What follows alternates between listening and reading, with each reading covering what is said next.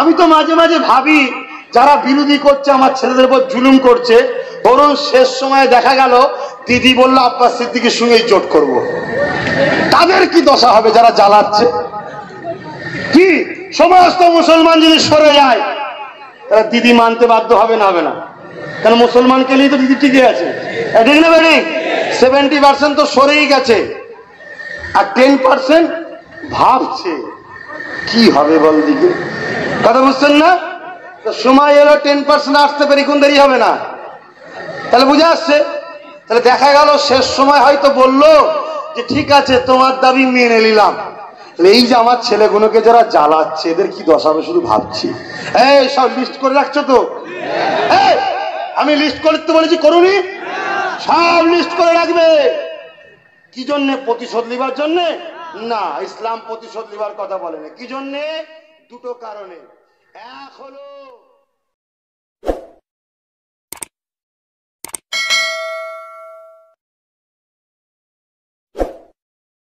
ভাইরা, নওজোয়ান তরুণেরা, আল্লাহ নবীর একটা হাদিস বলি শোনেন, লা ইয়ারহামুল্লাহু মান লা ইয়ারহামুন নাস। এটা আরবি কথা। এখানে যতগুলো মানুষ আছে, জাতি ধর্ম বর্ণ নির্বিশেষে, দূরে কাছে, দেশের প্রশাসন বন্ধু সবার উদ্দেশ্য করে বলছি, আমি একটা দেশের মানুষ, আমারও কথা আপনার জানা দরকার, আমারও কথা আপনার শোনা দরকার। কে কি বললো শুনলে হবে না, সত্য মিথ্যা যাচাই করাটাই হলো মানবতা। এই দুনিয়ার মানুষেরা আমার ইসলাম আমাকে শিখিয়ে দিল, নবী পাক আমাকে জানিয়ে দিল, লা ইয়ারহামুল্লাহু মান লা ইয়ারহামুন নাস। এটা আরবি কথা, যার বাংলা মানে হলো যে মানুষের উপরে দয়া করবে না, সৃষ্টিকর্তা আল্লাহ তার উপরে দয়া করবে না। আল্লাহ দয়া পেতে গেলে মানুষকে ভালোবাসতে হবে। মানুষ বলতে হিন্দু, দলিত, আদিবাসী, খ্রিস্টান সবাই তো মানুষ, তাহলে সবাইকে ভালোবাসতে হবে। এই যুবকেরা, আব্বারা, তরুণেরা, আল্লাহ নবী একদিন রাস্তা দিয়ে যায়, একটা বুড়ি বসে আছে ধুলোবালি অবস্থায় রাস্তার ধারে, কেউ তার খোঁজ নাই না। তোমার আমার নেতা শাহে শাহে দোয়ালা মাদানী তাজেদার দুলহায় আমেনা মুহাম্মদ আরবি সাল্লাল্লাহু আলাইহি ওয়াসাল্লাম ওই বুড়ির কাছে গিয়ে বসে বললে, বুড়িকে মা বলে ডাক দিলে, উম্মুন আরবিতে বলে, এই মা বলে যখন ডাক দিল, ওই বুড়ি করুণ নজরে আমার রাসূলুল্লাহ দিয়ে তাকালো, চোখটা ছলো ছলো। আল্লাহ নবীকে এত সুন্দর দেখতে ছিল। আম্মা জান আয়েশা সিদ্দিকা রাদিয়াল্লাহু তাআলা আনহা বলে, আমি আমার রাসূলুল্লাহর মুখ দেখি আর আকাশের চাঁদ দেখি। এই আমার দুনিয়ার মানুষেরা, যার কুদরতি কদমে আমি আয়েশার জান আছে, কুদরতি হাতে আয়েশার জান আছে, সেই প্রভুর শপথ করে বলি, চাঁদের মধ্যে খুদ আছে, আমার মুহাম্মদ রাসূলের মধ্যে কোনো খুদ নাই। হযরত আয়েশা সিদ্দিকা রাদিয়াল্লাহু তাআলা আনহা বলতে লেগেছে, এইভাবে আমার দয়ার নবীকে যখন ওই মহিলাটা দেখতে লাগলো, এত সুন্দর আমার নবীকে দেখতে ছিল। আমার রাসূলুল্লাহ উসওয়াতুন হাসানা, শুধু রূপে সুন্দর ছিল তা নয়, আখলাকে, চরিত্রে, কথাবার্তা, ব্যবহারে সব দিক দিয়ে সর্বকালে সর্বোত্তম বানিয়েছিল। এই যুবকেরা, তরুণেরা, এই মহিলারা বলতে লাগলেন, কে রে বাবা, এত মায়া দিয়ে ডাকলি, আর তোর বাড়ি কোথায়, তোকে এত সুন্দর দেখতে। ওই মহিলাটাকে আল্লাহ নবী নিজের পরিচয়কে গোপন করে দিলে, গোপন করে বলেছিলেন, মা আপনি আমাকে নিজের ছেলে মনে করতে পারে। এটা কেন বললাম?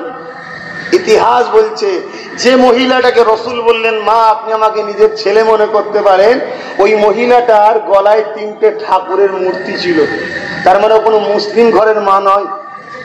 দেখুন, শাহে শাহে দু আলাম, নেতাদের নেতা, একটা মূর্তি গলায় 3টে ঠাকুরের, সেই মহিলাকে মা বলে ডাকছে।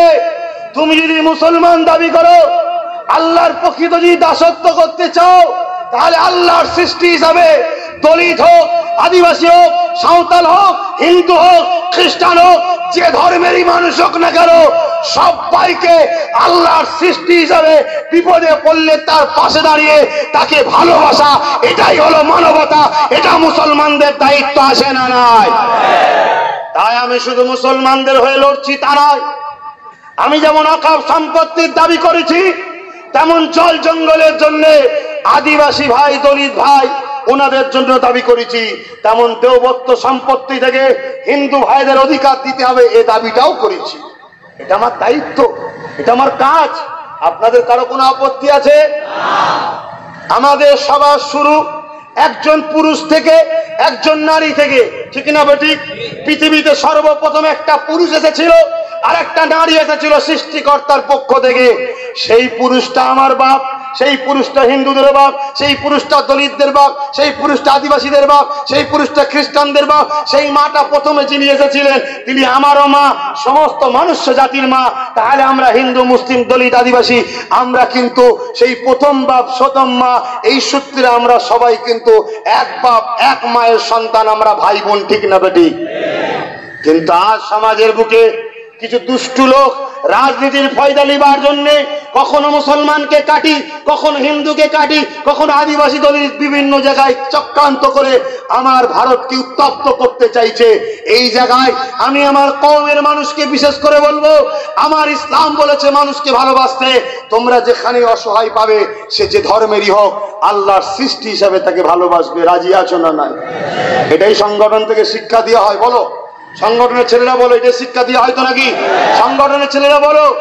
আলহামদুলিল্লাহ, আলহামদুলিল্লাহ।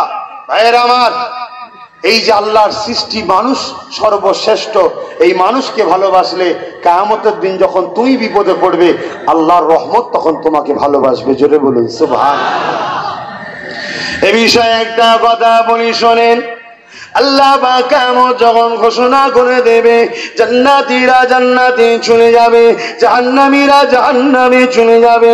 এ যুবকেরা, তরুণেরা, বাপেরা, ওই সময় দেখা যাবে জান্নাতীদের মধ্যে থেকে জান্নাতীরা জান্নাতে যাবে।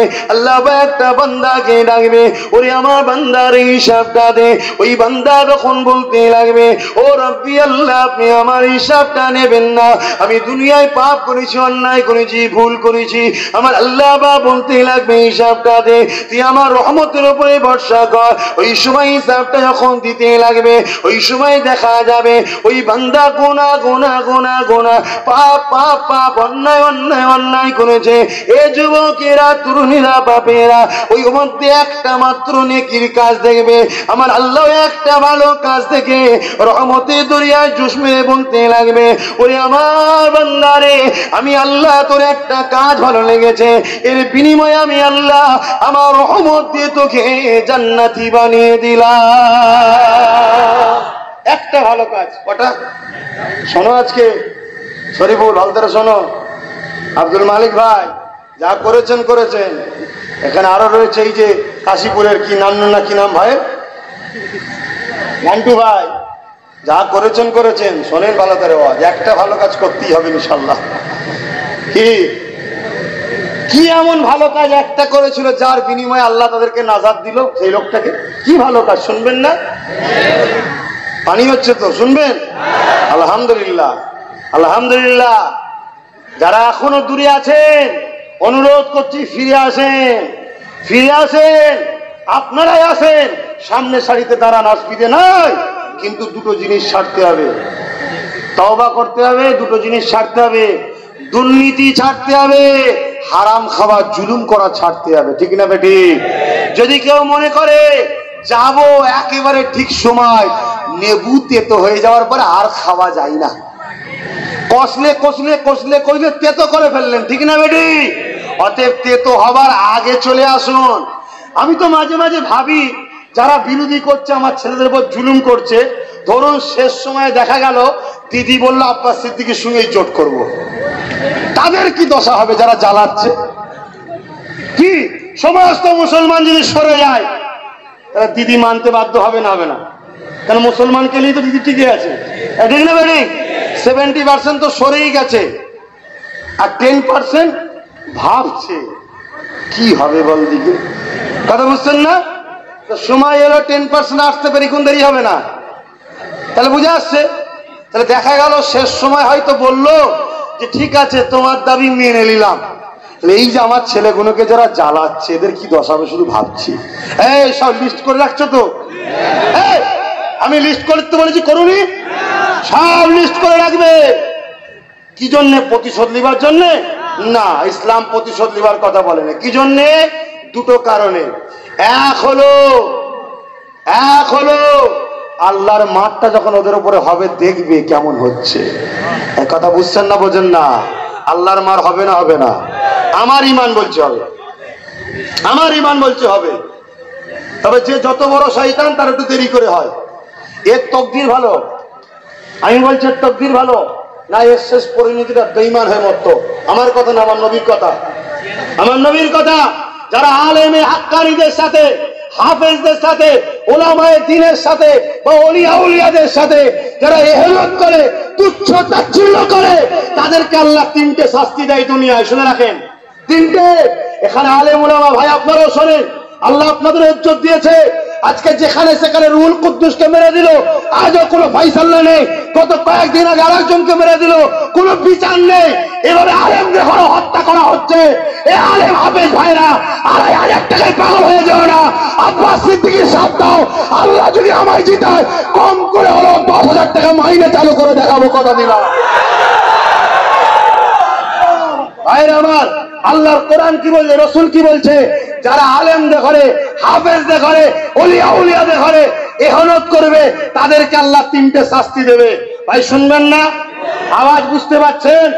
নাম্বার 1, দুনিয়ায় যতদিন থাকবে, অনেক থাকার পরও নেই নেই নেই নেই শুধু আঁচড়াবে, এটা লাগবে ওটা লাগবে ওটা, এ ছিঁড়েই যাবে, শান্তি কোনোদিন ভোগ করতে পারবে না। শুনছেন? দ্বিতীয় নম্বর শাস্তি কি হবে? দুনিয়ায় লোক ভয়ে তার সামনে কিছু না বলুক, কিন্তু সমস্ত মানুষ তার চোখের আড়ালে গালি গালাজ নিন্দা মন্দ করতেই থাকবে। আজকে করছে না, করেনি?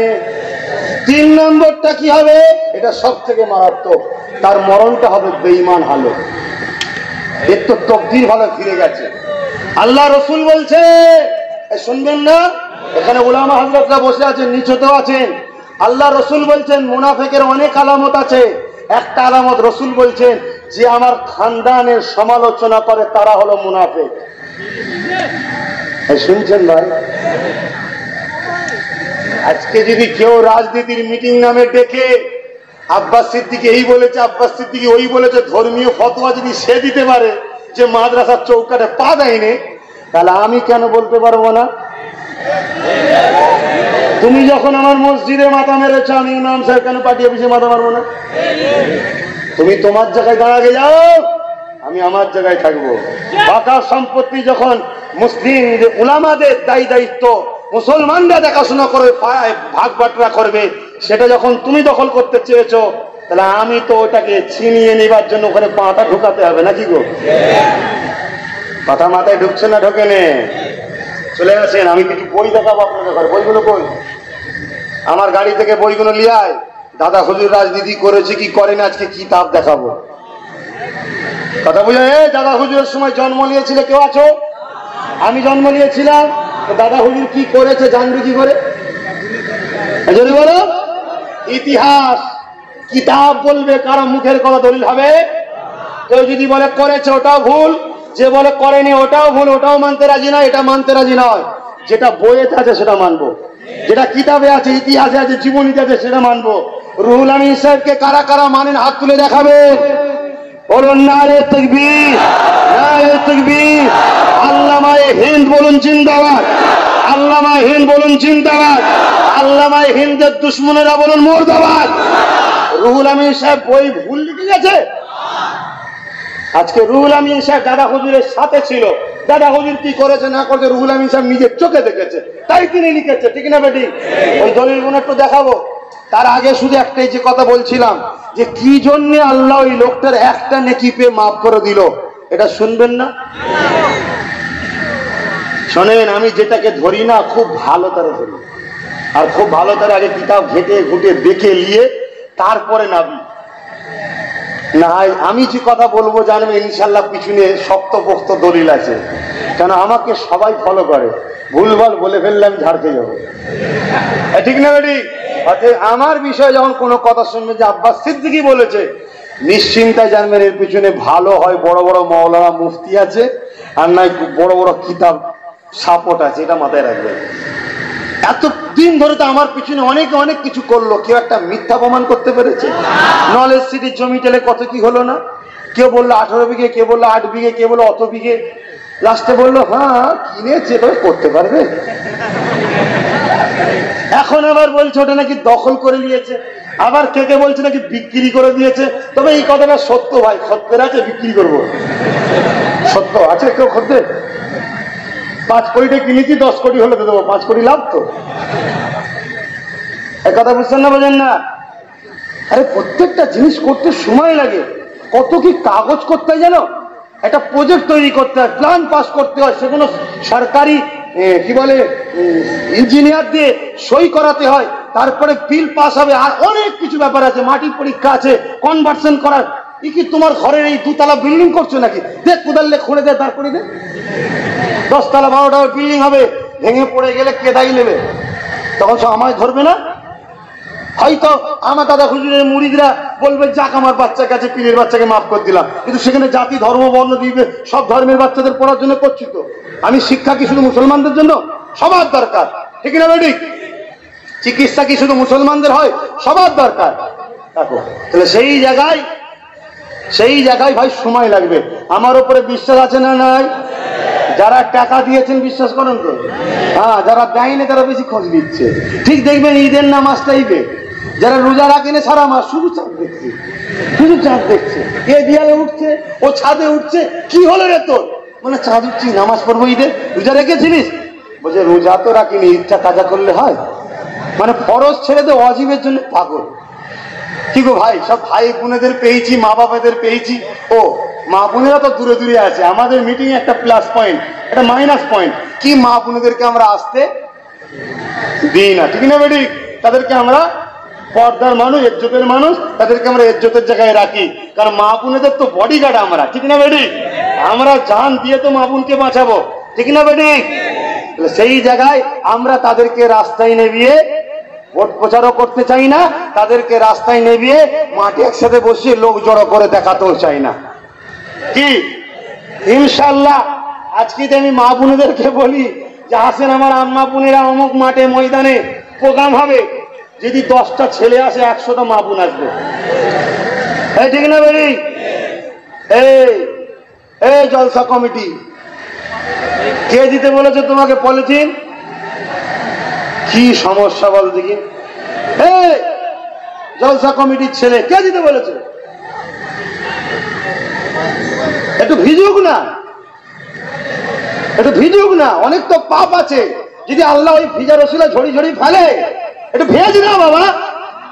এক্ষুনি যদি বলে হাঁড়ি খেলা হবে, ডুববে খেলা হবে, সে হয় না। আগে বিপার থেকে উপরে যে ফার্স্ট যাবে 1000, মাল কাছে বেরিয়ে নেমে পড়বে, সব দেখা যায় তোর খেয়াল নেই, নেমে পড়ছে 1000-এর নিশায়। এই আছে না নাই? আর নবীর মাহফিলে বসে শরিয়াতি আলোচনা, হক আলোচনা, সমাজের আলোচনা, মানবতার আলোচনা, দেশপ্রেমের আলোচনা, মানুষের আলোচনা, মুক্তির আলোচনা হচ্ছে, একটু ভিজবে তো কি হয়েছে? মোবাইল, ওরে বাপ রে বাপ, এখন তো মানুষ সব ছেড়ে দেবে, মোবাইল ছাড়বে না। যাক, আমি বাপ ভাইদের একটু হাসি খুশি করছি, খারাপ নিচ্ছেন না তো? মনটা মরা কেন? মন মরা নেই তো? যাক, আমি এতটুকু জানি, যারা সতার তাদের কষ্ট হবে, যারা আপন তাদের কষ্ট হবে না। তা আমি ওই কথাটা বলবো যে আল্লাহ কি এমন নেকির কাজ করেছে, একটার জন্য তাকে নাজাত দিয়েছে, শুনবেন না? এক প্রচন্ড গরমের সময় একটা আল্লাহ পাকের সৃষ্টি পশু রাস্তার ধারে বাঁধা ছিল রোদেতে, যেখানে ছাওয়া ছিল না। ওই বান্দা দেখছে যে পশুটার রোদের চোটে জিভ বেরিয়ে গেছে পানির পিপাসায়। আল্লাহর ওই বান্দার দয়া হয়েছে, আরে আল্লাহ সৃষ্টি কষ্ট পাচ্ছে, তাকে নিয়ে যে ছাওয়াতে পানি খাইয়েছে। শুনবেন, পানি খাইয়েছে। আমার আল্লাহ কিয়ামতের দিন ওইটা দেখে পছন্দ হয়েছে, জোরে বলুন সুবহানাল্লাহ। আল্লাহ বলছে তুই যদি আমার সৃষ্টিকে ভালোবাসতে পারিস, আমি আল্লাহ তোকে সৃষ্টি করেছি, দয়ার মালিক তো আমি। আজকে তুই বিপদে পড়েছিস, আমি কেন তোর উপর দয়া করবো না? যা, তোকে আমি নাজাত দিয়ে দিলাম, জোরে বলুন সুবহানাল্লাহ। একটা পশুকে পানি খাওয়ানোর জন্য, একটা পশুকে বিপদ থেকে মুক্ত করার জন্য যদি আল্লাহ পাক তাকে জান্নাত দেয়, আজ খানদানে রাসূল 2021-এ একটা বিরাট সমস্যার জায়গায় দাঁড়িয়ে তোমাদের হয়ে লড়াই লড়াই করছে, তাকে বেউজ্জতির হাত থেকে বাঁচাবার জন্য, তাকে জিতাবার জন্য, তার ইজ্জতকে রক্ষা করার জন্য একটা ভোট দিয়ে তাকে যদি জিতাতে পারো, কিয়ামতের দিন আল্লাহ এর জন্য মুক্তি দিতে পারে না, পারে না।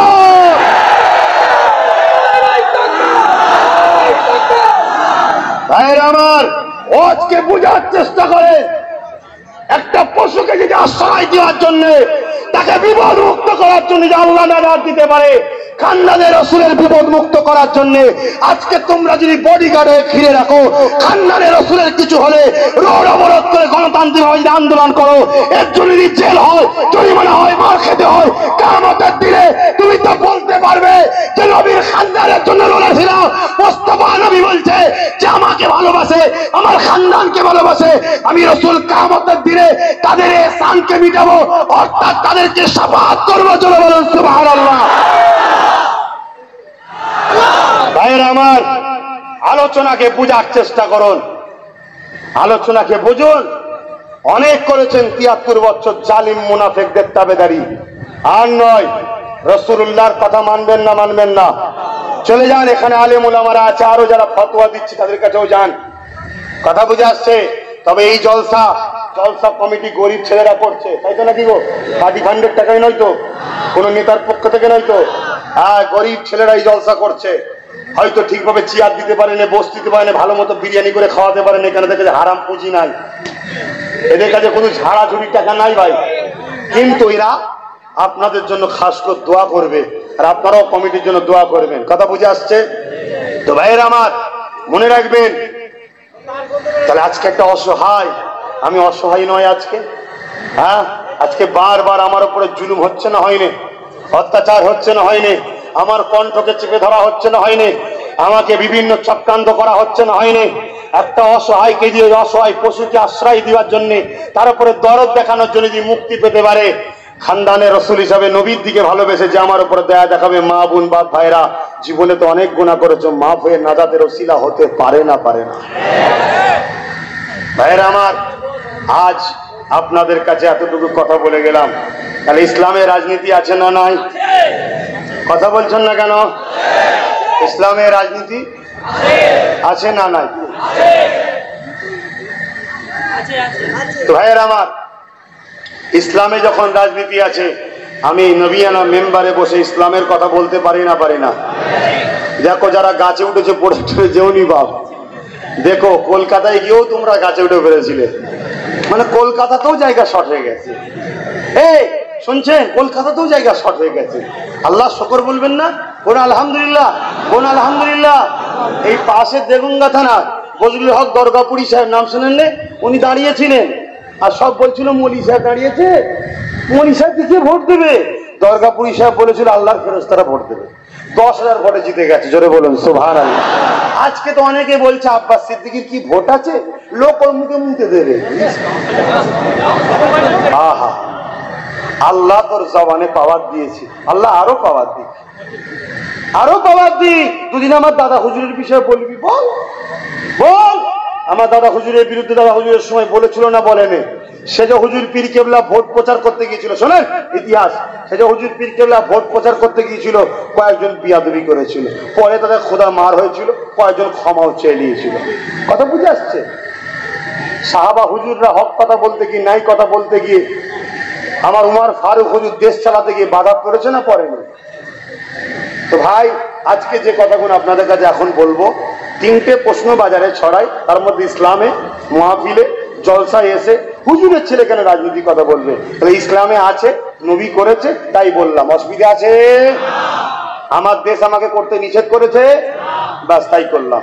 দ্বিতীয় নম্বর কথা, আমরা রাজনীতি করলে ধর্মীয় ইসলামের অনুসারী, আল্লাহ রসুলকে খুশি করার জন্য, মানব প্রেমের জন্য, দেশ প্রেমের জন্য রাজনীতি করলে কি হবে? নেকি হবে, সওয়াব হবে। জোরে বলুন সুবহানাল্লাহ। তাহলে হাফেজ উলামা ভাইদের কি করা দরকার এবারে? বলেন হাফেজ সাহেব, মৌলী সাহেব, ইমাম সাহেব ভাইরা কি করবেন? দরকার আছে না? হ্যাঁ, চলে আসে, চলে আসে। দ্বিতীয় নম্বর, এখন বলবো দাদা হুজুর কি করেছে। ভাই, দাদা হুজুরের সময় আমি জন্ম নিয়েছিলাম, দাদা হুজুর করেছে কি করে না জানি না। দাদা হুজুরের সময় আপনারা জন্ম নিয়েছিলেন, করেছে কি করে না জানে না। তাহলে ইতিহাস দেখতে হবে।